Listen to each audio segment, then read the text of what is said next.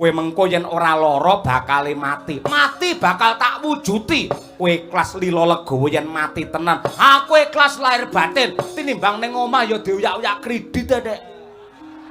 Dioyak-oyak mekar modar mbok wis. Ning matiku ngrengkepi karo kautaman lan bebener. Mergo mbelani karo Bapak Semar, ndejekne adil karo kautaman. Medine kowe ya ngerti kowe lapor karo Mula kang mangkono aku kelawan kowe wajib ngaturake panuwun ingkang sepisan marang Gusti ingkang nyipta jagat. Ewadine angka 2 ngaturake panuwun marang pejabating praja ing negara Ngamarta mligine pepundhenmu para Pandhawa ingkang tansah mbebantu lan paring wujude pengayoman marang warga ing Karang Kadempel. Nggih Pak leres. Kula wau sejatosipun nggih rumaos nggumun setahun jembleng serendeng awit Petruk menika sampun sawetawis dangu kula mboten sowan wonten ing Karang Kadempel merga ngelingi jaman semanten menika dalanipun menika rekaos sanget. Saya-saya ing bab kahanan ing kados mekaten ing antawisipun rendeng kalian ketiga menika angel dipun bedakaken nadyanto akeh sing ngarani ketiga nyatane siang wau mriki nggih Jawa ning mudune udan menika mboten mujudaken bencana tumraping para warga ing ngalenggah wonten mriki. Udan menika dumados saking toya. Toya menika simboling panguripan. Mugi-mugi kala wau siang mandhapipun Jawa dadung tumraping sedaya para warga ingkang lenggah wonten ing mriki sedaya. Ngoten niku. Nggih. Mila saking menika kurmat bukti dumateng junjunganing kita nenggih Rasuling Gusti ing tansah kita anti-anti sapaatipun benjang ing yamul kiamat ing tetela dados panuntun sedaya para umat ing donya prapting delahan supados para warga mriki pinaringan slamet donya prapting delahan kasambung donga pangestunipun para sedherek ing sami pinarak wonten ngriki sedaya. Wis berkate gendang ditum Mbah Mudin. Marem tenan aku gong. Jan papan iki nadyanto nuwun sewu. Ing kutha utawa kampung pesilat iki aku ki asring kan pilang kenceng nganti tekan laladan liya-liyane. Ning aku ngambah laladan sing ademe kaya ngene ya ning laladan kene ya lagi iki. Lah, muga-muga ademe kahanan, ademe swasana anyembuh marang ademe penggalihe lan ugi atine para warga masyarakat mriki wontenipun namung ayom, ayem, tentrem, jenjem permanem, mboten wonten sambikala setunggal menapa kajurung pangestu lan ugi donganipun para lenggah ingkang sami pinarak wonten mriki sedaya. Ngoten niku. Nggih, Mbah Mudin, siam Mbah Mudin, ngono kuwi. Bae ado wis iki cedhak karo pupus ya, Tru. Heeh, cedhak karo ngebel. Wah, dan ra umum. Tiwas lek ku gawe rega iki padha karo wilayah Madiun liya. Lurah ra ngimbu aku 5 juta apa pira dosa hitungane iki. Lek wis diparingi semono akeh, diparingi pakurmatan semono akeh kok ya meksa si arep protes ora. Bapak Semar ngaturaken sembah pangabekti mawan tuman-tuwa kunjuk. Iya, anakku nala garing ndak tampa gawe bombonge rasa. Kanjeng Ibu Kanastren sungkem kula kunjuk. Ya garing ndak tampa gawe bombong ing rasa. Kanjeng Rama Badranaya sungkem kula kunjuk, Kanjeng Ibu Kanastren bekti kula katur. Iya, ndak tampa Petruk banget panarimaku. Ya Petruk wis ndak tampa gawe bombong ing rasa. Sungkemku kunjuk marang Bapak Semar kelawan Ibu Kanastren. Iya, Bagong ndak tampa. Ya Bagong wis ndak top. Mumpung ripalungguhan iki kahanane lagi longgar, bapak ora duwe ewuh, ora duwe kerepotan apa-apa. Ripalungguhan iki aku tak matur karo bapak. Aku iki jane rumangsa nggumun setahun jembleng serendeng kaya sing didhawuhke bapak mau. Bapak ki yektine dudu jalma menungsa ning panjenenganmu ki dewa ingkang ngejawantah. Ingkang tumurun ana ing tanah Jawa. Manut buku sing tak waca, Pak. Nalika semana panjenenganmu ki janjane dewa banjur mudhun ana ing tanah Jawa, jumujuk ana tanah Jawa sing sisih lor, cedhak karo segara, Semar tumurun mongko jaman semana wonge sik arang-arang, mula ramene lelakon goteke wong akeh gawe wilayah sing jenenge Semarang. Semar tumurun wonge sik arang-arang. Nalika kuwi kowe durung duwe anak Gareng Petruk Bagong, banjur kowe mlaku saya ngidul ngono. Lah jaman semono ki sik langka, sik arang-arang menungso. Mongko panjenenganmu ki lak ya nuwun sewu Piyayi Kakung. Sing mesti ya mbutuhake kebutuhaning bab nafsu kuwi. Lah sakjroning kowe mlaku saya ngidul ketemu karo wedhus wedok. Ing sepi margane lali sakjroning lali ilang sipate dewa karo kewan, anane mung priya karo wanita. Satemah wedhus wedok mau kok cingklak, wedhus wedok meteng anak-anak Gareng. Kuwi pisanan. Kuwi manut buku sing tak waca lho, Pak. Lah, bar kuwi Semar mladok. Semar kesengsem meneh banjur jaran wedok mau dijak sanggama dicingklak karo bapak Semar. Jaran wedok mau meteng, lahirlah seorang yang juga gagah perkasa sing jenenge Petruk. Dadi Gareng ki anak wedhus, Petruk kuwi anak jaran. Nah, bar kuwi Semar ki rumangsa prihatin, rumangsa susah. Ing atase dewa anggere nurunke anak kok mesti musuhe karo kewan yen ora wedhus ya jaran. Lah banjur Semar ki tapa ning gisi ing segara kidul. Suwene 40 dina 40 wengi semedi ana ing pinggiring segara kidul. Lah ndelalah sawise jangkep 40 dina ana widodari nemoni karo bapak Semar. Ya. Terus kowe omongo widodari mau sanggama karo bapak Semar, terus widodari meteng anak-anak Bagong, ngomong ngono ja. Nganti mak clebung lambemu muni ngono, tugelan bata prus ning ndasmu kok. Ayo ngomong ngono. Ora bar kuwi widodarine balik munggah neh kok, Truk. Ora sida karo Semar, ora sida. Kok ora sida sebabe apa? Lah wedi karo tugelan bata kuwi mau. Iya, wedine karo tugelan bata. Lah, intine ngene, Pak. Nuwun sewu, cetane lak panjenenganmu ki dewa. Saiki aku tak nyuwun prisa, merga ana loro lelakon sing beda sejarahe. Jarene Sang Hyang Tunggal. Sang Hyang Tunggal kuwi duwe anak telu sing jenenge Teja Mantri, terus angka 2 Ismaya, angka 3 ya kuwi Manikmaya. Teja Mantri, Ismaya karo sing jenenge Manikmaya, sing rina wengi tansah bantah dredah munggah Pancabakah. Ora ana kendhate, ora ana lerene merga rebutan dampar kursi kadewatan ya kuwi Kahyangan Suralaya. Sapa sing menang sakjroning perang bakale kelakon dadi ratu ana Kahyangan Suralaya. Nalika kuwi Simbah Bukulun Bathara Sang Hyang Wenang kuwi nganakake sayembara. Cah telu Teja Mantri, Ismaya ngetal Gunung Jamurdipa banjur dilepeh meneh.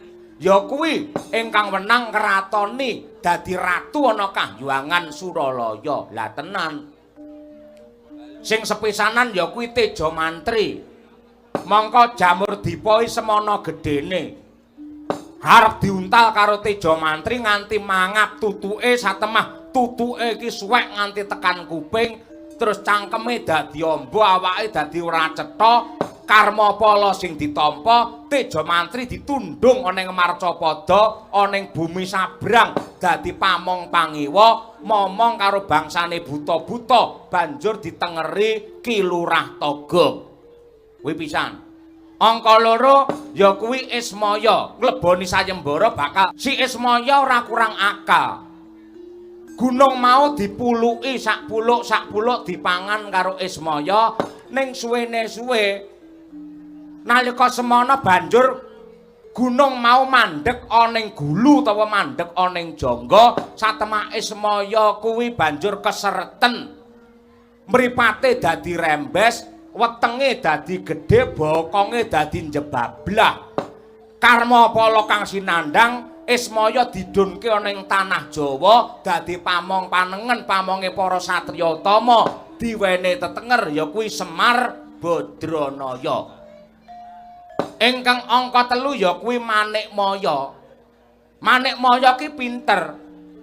Gunung Jamurdipa mau dipandeng dipentelengi karo Manikmaya, sing Gunung Jamurdipa sing sak kepel mau dipangan banjur dilepeh meneh satemah dinobatake utawa diwusuda lamun ta Manikmaya dadi ratune Kahyangan Suralaya.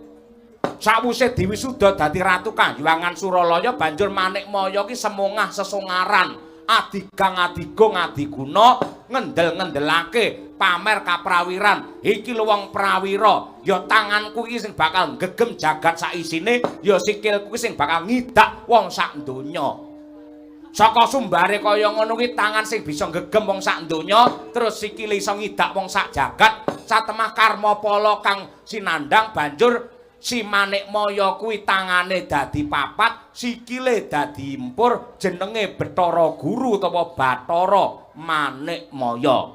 Kuwi sepisan. Ana meneh ya kuwi crita sing angka 2. Lakon sing beda utawa sing jenenge Teja Mantri, Ismaya karo Manikmaya ki rebutan panguwasa, sing nindakake akal ukil, sanggit rungsit reka daya rekayasa, ora ana liya kejaba si Manikmaya kongkonan karo sing jenenge Jemaya supaya nyolong ya kuwi pusakane Sang Hyang Tunggal sing jenenge ya kuwi Cupu Manik Astagina karo Ron Lata Waosadi. Banjur gaman utawa pusaka loro mau didelikake ana sak ngisore kajang sirahe Teja Mantri karo Ismaya. Lah konangan karo Sang Hyang Tunggal. Ya kanthi lakon kuwi merga fitnahe saka Manikmaya Teja Mantri diguwang supaya momong wong sak dadi pamonge para satriya tama. Aku tak nyuwun prisa, Pak. Jane lakon loro kuwi sing bener ki sing endi mumpung kowe isih urip, cerita sing gamblang, cerita sing cetha, cerita sing wijang. Men anak putu ki iso ndongeng karo besok para nom-noman lamun to bapak ki sejarah sing bener ngene. Mula ripalungguhan iki kowe paringa dawuh. Lakon loro ki sing bener sing endi, Pak? Wes mestine pantese padha. Atur kapita waktu kena.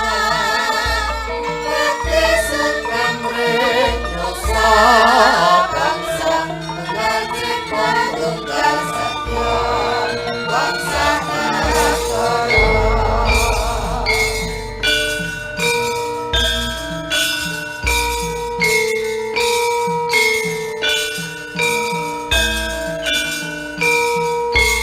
Saka Semar ora krungu critane saka Wak Amutagog, ora krungu saka dawuhe ya kuwi Bathara Guru. Iki mengko yen sing crita aku mesti benerke karo aku dhewe, sing bener ya mung Semar dhewe, liyane kleru. Mongko wong ki lamun to benerke karo awake dhewe, tegese napsune sing maju. Sing jenenge wong tuwa iki lak kudu kena tinuwa tuwa lan tinuwi tuwi. Wong tuwa iki kudune kena kanggo gondhelan, kena kanggo patuladan, kena kanggo conto marang para nom-noman. Ora perlu ngrembug crita loro ki mau sing bener sing endi, ning sing baku ripalungguhan iki uripku karo mbokmu Kanastren, momong karo Gareng Petruk Bagong, lan uga momong karo wong sak desa Karangkadempel, kahanane wilujeng rahayu nir ing Sambikala. Ning ngene, Pak. Jane upamane kowe mbiyen ki ra kakehan polah ana kahyangan iki janjane lenggahmu lak tetep ana kahyangan, kowe tetep dadi dewa sing dikurmati karo wong akeh. Lah yen kowe ning kahyangan dadi dewa otomatis Gareng Petruk Bagong ya dadi dewa merga bapake dewa. Gandeng ripalungguhan iki bapake mung dadi gedhi karo bapak uripku rekoso ki ora. Ning upamane adil lan bebener ana kahyangan iki bener-bener kuwi ditegakke kanthi sak kuat-kuate. Yektine kahanane ora dadi kaya ngene iki. Yen pancen Bathara Guru kae serakah, Bathara Guru kae dakah-dakah ngendel-ngendelake edan jabatan mendem karo kelungguhan. Kowe ya paringa dawuh, men wong sak donya ki ngerti lamun to jane kowe wong apik, Bathara Guru kae wong sing elek. Ora perlu ngelek-elek karo sapa-sapa. Ya. Wong elek-elek karo wong liya ki ngibarate kaya wong nuding, kowe salah, kowe ala, kowe dosa. Mongko wong nuding ki sing ditudingke mung driji siji, ning driji papat liyane ki malah nuding ning awake dhewe. Wong ki yen ngelek-elek wong liya kala mong kuwi. Wong ki yen ngolo-olo karo wong liya, sing nuding mung tangan siji, sing papat nuding karo awake dhewe. Wong liya katone ya pancen dosa, ning jane sumbere dosa sing akeh mapan marang awake dhewe. Mula damar mancung luwih becik ripalungguhan iki cinupet kanthi prayoga wae damar mancung. Ora perlu digawa ning endi-endi. Sing bakul lakon iki tampa kanthi lila legawa ikhlas lahir tekan batin kanthi srana ngunjukake rasa syukur kang jero ana ngarsane Hyang Agung. Merga wong sing apik iki lamun tok uripe bisa piguna tumrape wong liya, satemah bisa dadi kaca brenggala tumrape kabeh wae kowe Gong. Monto anak Semar ngundang karo kowe Rama Pukulun. Jare anak Semar ki mung telu Gareng, Petruk karo Bagong. Lah kok Kamajaya ngaku dadi anak Semar ki janjane ceritane piye? Maragake ripalungguhan iki babarna. Ah, ngene. Ngene ngger Bagong. Nalika bapakmu mbiyen isih dangan Suralaya, bapakmu mbiyen kuwi wis nate palakrama kelawan mantasaning widodari ingkang awewangi Batari Senggani. Ya. Mbiyen ana kayangan bapakmu wis nate rabi karo widodari sing jeneng ya kuwi Batari Senggani. Anggenku bebrayan kelawan Batari Senggani nurunake anak dewa sing cacahe 10. Ingkang sepisan ya kuwi Bathara Wungkuhan, angka 2 ya kuwi Bathara Surya, angka 3 Bathara Candra, angka 4 Bathara Temburu, angka 5 Bathara Siwah, angka 6 Bathara Kuwira, angka 7 Bathara Yamadipati. Lah dening kang angka 9 lan 10 wujude widodari ya kuwi Batari Mahyanti kelawan Batari Darmanastiti. Dadi sadurunge aku ki rabi karo mbokmu Kanastren iki, aku mbiyen wis rabi karo sing jenenge Batari Senggani. Oh ngono ta, Pak? Ha iya ngono kuwi, apik ngono kuwi. Aku Ramaido sing jenenge dewa, piyai sugih, piyai kinurmat kaya Bapak Semar ki upamane duwe garwa ora mung Mbok Kanastren ning kayangan ya duwe garwa widodari sing jenenge Batari Senggani, kuwi pancen wis sak lumrahe, pancen wis sak trepe. Sing jenenge dewa kuwi yen kondang kaloka kaya panjenenganmu kuwi, siji dewa, loro dalang-dalang kok laris tur kondang. Bojo kok mung siji kuwi rugi pamalan kowe. Rugi ngono kowe. Wis kondang laris sik enom ganteng bojo kok mung siji. Tak dukung aja mung loro, Senggani karo Mbok Kanastren. Lah iso rabi neh golek sinden kaya apa piye ngono Pak sing luwih bergas ngono. Lambemu. Kowe ngene mak ngihibur awakmu dhewe. Heeh, lek ora hibur kelingan gamelaku kowe. Lah iya mula. Rong metu-metu wae saprene terus. Ah iya. Ya wis karben ora. Ngene mbok menawa karma. Karma ndasmu ki ora. Ali wong becik ketitik ala ketara karma piye ora. Kangmu iki. Nuwun sewu Kakang Pukulun Bathara Kamajaya, bekti kula katur. Iya iya, nala garing ndak tampa. Kula pun Petruk ugi ngaturaken sungkem pangabekti Pukulun. Iya. Ki Petruk ndak tampa. Kakang Kamajaya, kula ngaturaken sembah pangabekti mawantu-wantu kunjuk. Ya ndak tampa gawe bombong rasa Ki Bagong. Kamajaya kok janur gunung kadengaren ndak sawang anggenmu prapta semengko pengawak bajra semune mawa gita-gita nggembel marang wigati. Maragake babarna kanthi tetelo anggenmu sowan ana ngarsanipun Rama iki, yektine ana wigati apa? Nun inggih. Nyuwun pangapunten Rama Pukulun, yektosipun waleh-waleh menapa? Kejawi kula tilik dumateng kayuwanan bak ingkang mujudaken pepeteng utawi pait menawi dipun raosaken magepokan kalian ingkang kababar wonten ing Kahyangan. Nun sewu Rama Pukulun. Kula mangertos bilih nalika paduka rumiyin menika lenggah wonten Kahyangan kagungan wujudipun dalem ingkang naminipun Kahyangan Tejamaya. Nalika paduka jumeneng dados dewa kagungan wujudipun Kahyangan ingkang naminipun Kahyangan Tejamaya. Lah, wiwit paduka jengkar saking Kahyangan lajeng mandhap wonten ing Marcapada jumujuk wonten ing tanah Jawa, Kahyangan Tejamaya kala wau suwung. Lah, gandeng panguwaos tunggal wonten ing Suralaya menika kaasta dening Jamaya mboten wonten sanes kejawi namung Pukulun Bathara Manikmaya. Ngaturaken kedrawasan sarta ngaturaken ketiwasan Rama Pukulun. Wiwit paduka jengkar saking Kahyangan Tejamaya, sakmangke Kahyangan Tejamaya menika yektosipun dados papan ingkang kebak maksiat. Molima menika sampun budaya mapan wonten ing Tejamaya, madat madon minum main maling ingkang dipun tindakaken dening para dewa menika mapanipun sakmangke wonten ing Kahyangan Tejamaya. Mila kula rumaos ternyuh sarta prihatos ngertos bilih kahyanganipun tiyang sepuh kuling sampun ngukir jiwa raga kula sakmangke dados papan ingkang kinarya ndeder dosa sarta ngumbar dhumateng maksiat Kanjeng Rama. Kul kinempit-kempit dosa ngreknaning bawana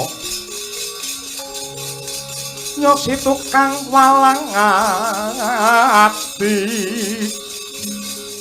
ong ya si tukang sing bias ya si tukang kudu kering ya si tukang kudu kering begegek ugek sadulita Kosik Bathara Kamajaya. Nadyanto kaya ngapa lan kepiye aku mapan ning Ngarsapada ning isa nyawak sawang kok ora ana tandha-tandha papan kuwi kanggo srana ngumbar marang murka kanggo ndeder marang maksiat. Nun inggih mesti kemawon menawi dipun tingali saking Marcapada mboten ketingal. Karana Kahyangan Tejamaya sakmangke katutup dening Rama Pukulun. Sang Hyang Bathara Guru mawi wujudipun mega utawi mendung ingkang ireng kandel anggaweng. Supados letek lan ugi kanistanipun para dewa ing ngumbar dumateng kamurkan boten dipun ngertosi dening para kawuling Marcapada. Sinten malih ingkang badhe kula sambat sebuti magepokan kalian Kahyangan Tejamaya ing sampun morak-marik kados mekaten Pukulun. Kula suwun kanthi sanget paduka sampun ngantos namung mangku tangan, sampun ngantos namung kendelan duk anggenipun nyiksa dumateng raosipun para dewa ngumbar dumateng maksiat kala wau.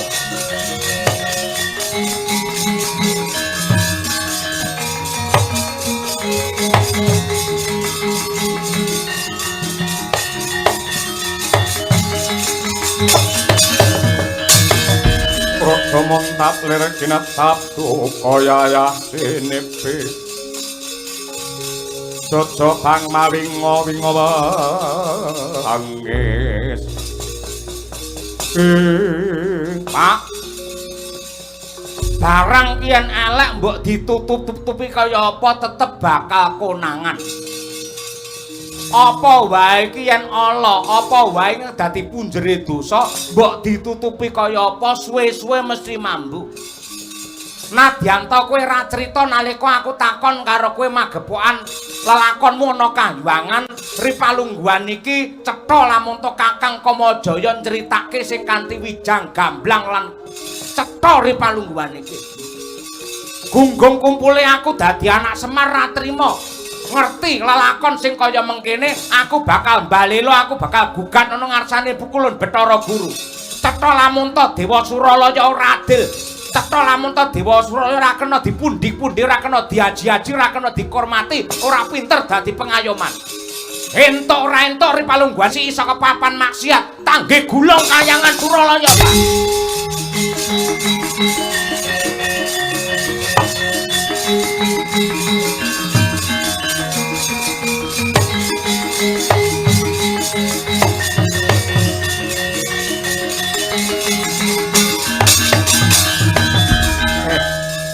Bagong sabar ya Le Bagong.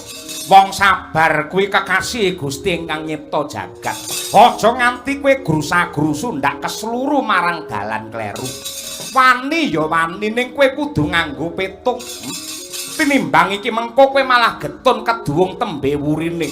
Mung sak derajate Panakawan kok arep wani karo dewa.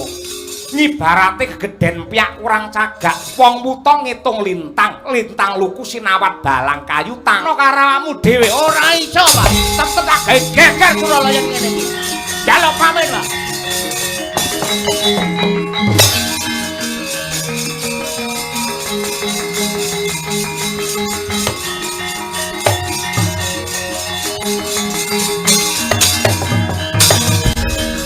Bathara Kamajaya. Kula wonten timbalan ingkang ngadhawuh Rama Pukulun. Kowe tak kandhani ya. Nalika kowe durung teka ning Karang Kadempel kene, kahanane iki tentrem. Kahanane guyub rukun ora ana perkara babar pisan. Ning bareng kowe teka tur nggawa crita sing mawa wisa, satemah adimu si Bagong ki ngamuk punggung Suratamtaha, semune arep gugat ning Kahyangan Suralaya.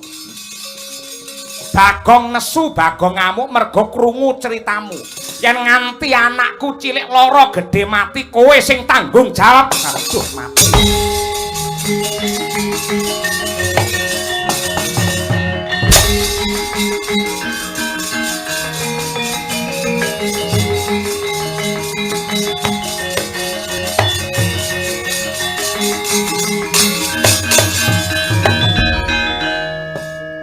Panjenenganmu ki pengayoman tumrape para warga ing Klampis Ireng Kyai Semar. Anggenmu menggalih klawan Bagong tumindak ingkang kaya mengkono monggo.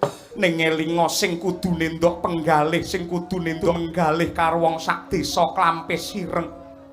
Apa kowe lali karo janjimu lamun to sasi kaping 8 iki dina kamardikan jare kowe bakal nanggapake budaya ing mapan ana desamu.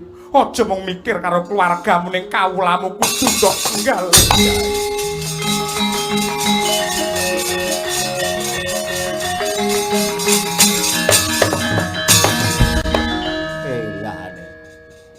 Lakon rek ana wae. Bagong polahe kaya ngono sirahku dadi mumet, saya mumet neh bareng dilekke karo Kanastri lamun to Agustus iki aku kudu nanggap wayang. Elane. Ya, aku sing bakal ndadaki engko aku karo kowe sing bakal mbungahke wong sak desa, ya. Nadyanto saka negara mung 60 yuta. Mongko wong wayangan ki ragate ora kurang saka 100 yuta. Kurangane mengko aku karo kowe sing wajib nomboki. Ya kudu ngono nyenengke karo wong iki. Ayo dirembuk kowe dhisik Kanastri.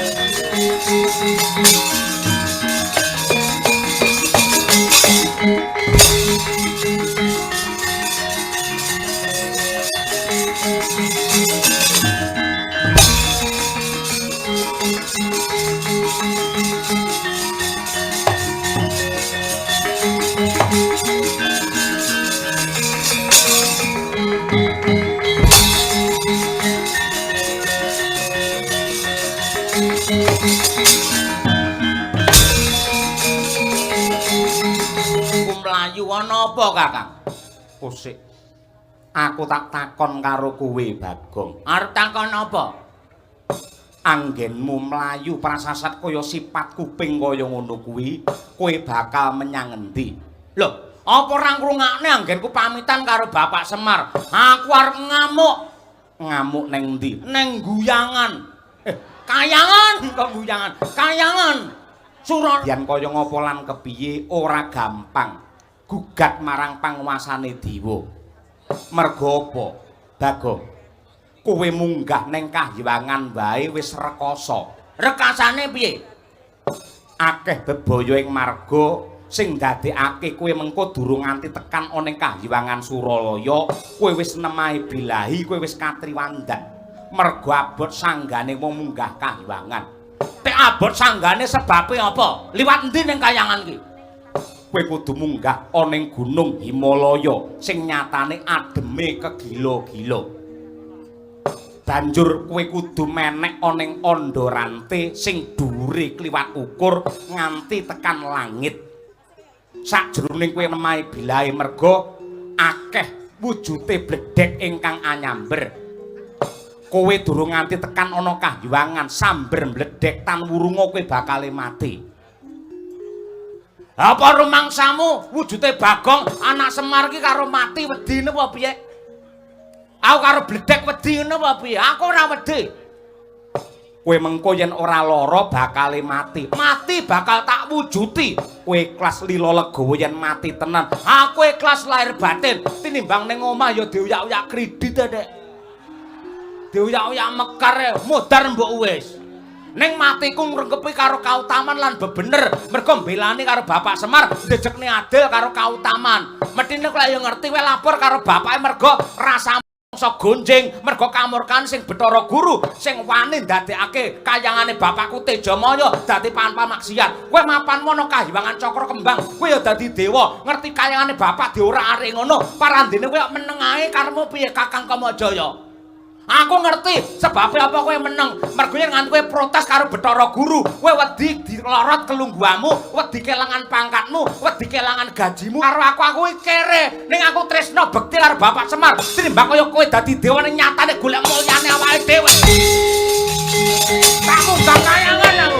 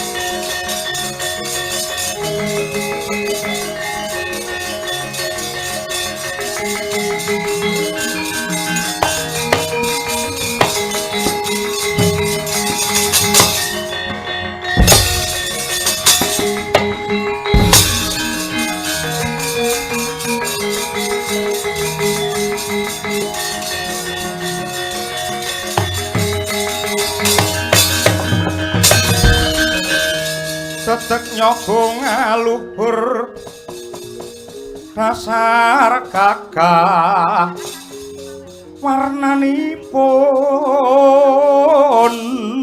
Tampanono inggih kapundi mugi andadosaken jimat Singa Barong wonten dawuh.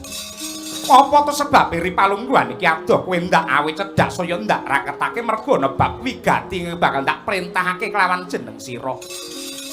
Ndak sawang anak ragile Semar Badranaya sing jenenge Bagong bakal munggah Kahyuwangan, bakal nang kono sadurunge Bagong tekono Kahyuwangan kudu mati luwih dhisik. Marma kang mangkono para gage siagakna prawadya balamu saka negara Traktakbah supaya siaga ing diri sawega ing gati ndakna Bagong anggene bakal munggah kayangan. Ewadene lamun ta ora kena ginawe becik patine Bagong ndak pasrahke marang kowe sawadya balamu. Mboten langkung sendika ngestuaken dawuh lajeng kula kedah bidhal benjang menapa. Nadyan to sambung obor colok lintang rambatan pundak. Budhal dina iki mboten langkung sendika ngestaken dawuh kalilan kula amit madhal pasilan Kanjeng Ibu. kumalebet pantera rontek melumba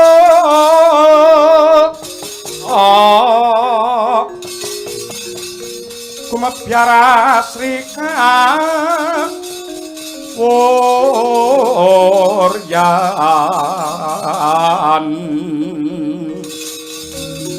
kumalar ngebeki sorake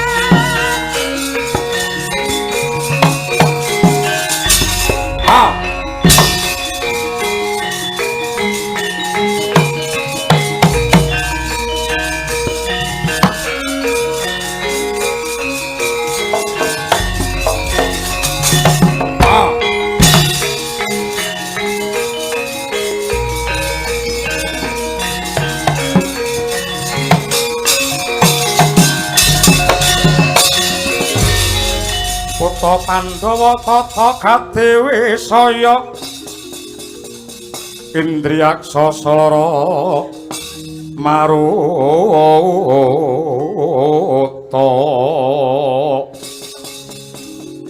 pawana-pana margong samirana lan warayang Pancabayu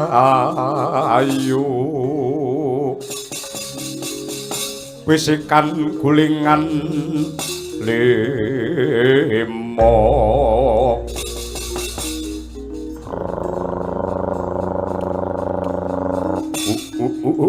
ladal wayah dudu wayahe ana menungsa wani munggah ana ing kahyangan nitik saka lagak-lagon lagiane cetha lamunta ki anak Semar. Kowe jenengmu Bagong. Ya, pancen para nyata. Ana buta loro ki sapa ki? Iki sing nunggu aku Balaupata. Kowe bakal menyang endi, Bagong? Kowe minggira aku ra duwe perlu karo kowe lan ra duwe urusan karo kowe. Aku bakal ngadep ana ngarsane Wang Pukulun Bathara Guru. Merga rasaku ra trima, batinku ora ikhlas. Bapakku duwe kahyangan ana ing Suralaya sing jenenge Kahyangan Tejamaya. Parandene malah digunakne kanggo papan maksiat dening para dewa-dewa. Mula kang mangkono ripalungguhan iki kowe nyingkira yen ngene iki wis wani kliwat ukur. Yen kowe nganti ngalang-alangi rawe-rawe rantas malang-malang tak putung. Sugih kendel Bandawani elegan golek momongan wis. Yen pengin mlebu ana bala lan Balaupata, menang karo aku sembahi derideran, apes uripmu tanggak cemplungne kawah Candra Dimuka. Ayo aja kakean rembug sing dadi bukti nyatane sapa ning glundung sirahe.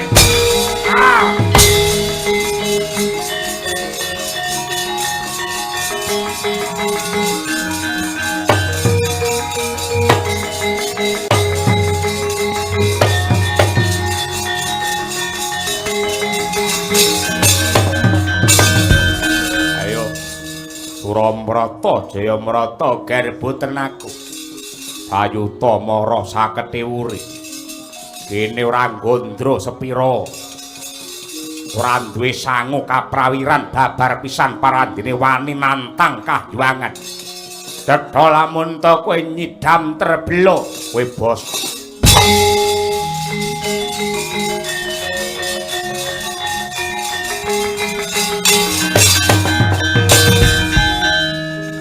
Lek aku arep kok pateni mara gage patenono. Aku ikhlas lahir batin merga matiku ki dikurmati karo wong sak jagat merga matiku ora sembarangan ning mati ana tangane dewa loro ya kuwi Cingkara Bala karo Balapata. Ning aku tak crita luwih dhisik sadurunge kok pecah sirahku aku tak ndongeng sedhela. Sak goblok-gobloke Bagong aku ngerti karo sejarah. Kowe iki Cingkara Bala lan Balapata ki anake Prabu Pratanam saka negara Bahulagiri mbiyen. Aku ngerti karo sejarahmu kowe mbiyen arepe ngamuk ning Kahyangan ngrangsang Suralaya. Kepengin ngrebut kursi kadewan dampar kalenggane Bathara Guru. Ning Kocapa kowe perang karo para dewa banjur kalah karo Bathara Guru kowe mbiyen janjane arep dihukum pati dicemplungne kawah Candradimuka men dadi inti pingdut si Blegedaba. Ning kowe kelingan ora nalika semana ana dewa sing ayomi karo kowe jenenge Pukulun Bathara Ismaya. Menehi ngapura karo kowe utawa Kyai Semar. Malah rikala semana kowe malah diwenehi wujude pegawean ya kuwi tunggu ning kori sira matangkep dadi penunggu nganti palungguhan iki Cingkara Bala Balapata. Mongko Semar ki labuhe karo kowe apik, kowe iso urip meneh ora dipateni karo Bathara Guru ki merga saka labuhane bapakku Semar. Yen kira-kira kowe mateni karo Bagong, kira-kira bapake Bagong sing jenenge Semar Badrana apa mung meneng ae. Pikiran ngono kuwi. Woi, ada.